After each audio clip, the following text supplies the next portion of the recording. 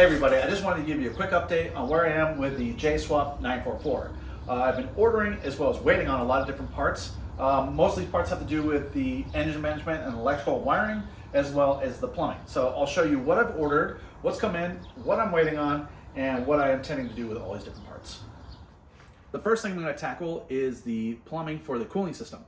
And since I got rid of the original water manifold or coolant manifold that was on the back of the engine, I need to figure out how to redirect those cooling lines to swing all the way around the passenger side of the engine and up to the front where the radiator is. The way I'm going to do that is with these really nice components from P2R. They're really nice billet aluminum pieces machined, and they bolt right to the back of the cylinder head. This is the other side, and this just takes a simple AN line, do the same thing. I'll be able to direct that exactly where I need. And I decided to go with braided stainless cooling lines, and this is kind of overkill. I know I could have done some much simpler and cheaper things like just rubber, hoses being cut and pieced together, and probably some, metal or aluminum pipes in there with hose clamps. But ultimately, I saw this done on the J944 Swap group page car, the car that they built, and I really thought it looked clean, and it looks like a pretty nice setup. So I'm going to copy the same thing. So I had to buy a slew of AN fittings and things like that, and I will show you guys on the engine compartment how I intend to route that. And finally, I have the engine management, and I know there are a ton of engine management options out there. They can range from hundreds of dollars to thousands of dollars. For me, what I want to do, I just want to road race the car, keep it as simple and cheap as possible. So I'm going to, again, copy what they did with the J944 Swap page car, and I'm just going to use a microsquirt. So I bought their microsquirt system with a harness. All in, this was like $400, which is extremely affordable for an ECU. And of course, I had to buy a slew of electrical connectors, heat shrink tubing, bought some new crimping tools, a bunch of wire sheathing, things like that, to have a really nice install. But I'm not going to install any of that stuff until I'm done running all the cooling plumbing. Now I'll show you everything in the engine compartment and show you what I'm still waiting for to come in. All right, here is the back of the engine, where we can see this is the coolant outlet for the driver's side and the EGR port, which we'll no longer be using.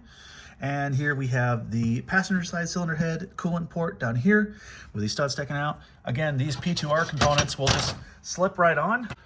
And not only will this plate redirect the coolant direction I want, but it'll also cover that EGR port. That's how simple that gets.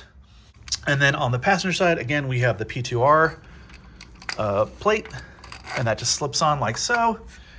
And now we have both of our coolant lines coming this direction. So after that, I will have the braided stainless lines coming this direction over here. None of this wiring will be here. I just tucked this out of the way so I could give a demonstration and show you where these coolant fittings go. So the two braided lines will come this direction, and then they will be teed together here with one of the fittings I have and make a 90-degree turn this direction, where I will have a inline thermostat as well as a coolant temp sensor, and they will then terminate into the top of the radiator on this side. One of the components I am waiting for still is the J-tube. This car originally has a direct line that comes out of the back of the water pump down here in this valley and shoots straight backwards towards that coolant manifold. Since I am no longer using that manifold, I want to redirect the water pump to make a U-turn to come up here, and again, it will be directed down to the bottom of the radiator.